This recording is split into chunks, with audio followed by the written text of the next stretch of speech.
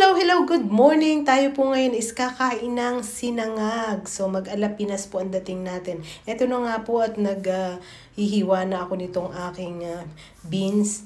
Meron din pong celery at yung carrots po is ginadyad ko na lang para medyo maninipis.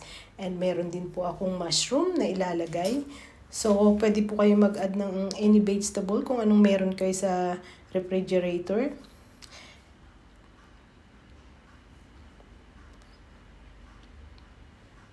And of course, ang nagpapasarap po talaga sa sinangag is yung garlic. Kaya damihan nyo po yung garlic. Alam nyo naman, yung mga kapitbahay natin minsan may pagkaaswang para maamoy nila. Joke lang po. Masarap po talaga sa sinangag yung garlic.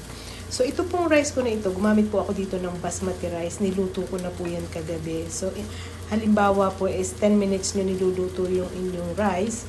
Gawin nyo na lang po mga 8 minutes. Kasi po pag sinasangag natin yan, syempre, another luto na naman. So, para hindi po siya lumambot na mabuti. Masarap po yung dating ng rice. Medyo matigas-tigas pa ng kaunti.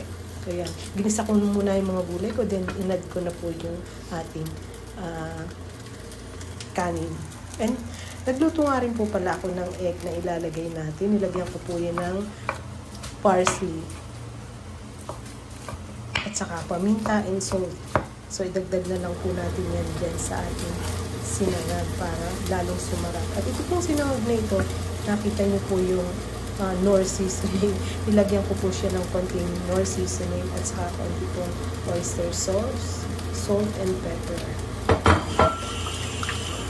Naku, amoy na po talaga ang sarap.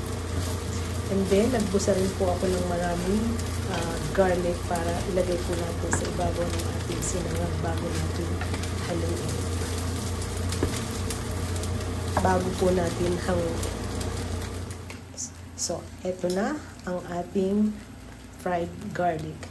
And of course, masarap po talaga sa sinangag ang tuyo. Kaya nagprito rin po ako ng tuyo. Hawot po ang tawag sa amin. And then, dried pusit, okra, at saka po ay kamatis, yung cherry na tomatoes. So, ready na po ang ating almusal. Naku, talaga namang ako ay habang niluluto ko ito, ako ay naglalaway So, enjoy po. Kami pong mga nasa abroad is talaga pong hinahanap-hanap pa rin namin yung ganitong klase ng almusal. So, parang nasa Pilipinas pa rin. Salamat po! Pinoy, ako'y Pinoy! Ayan po ang aming Sunday breakfast. Papatikimin natin yung aming kapitbahay. Ang aming mga kumare at kumpadre. Ang ating breakfast with mainit na coffee. Breakfast is ready!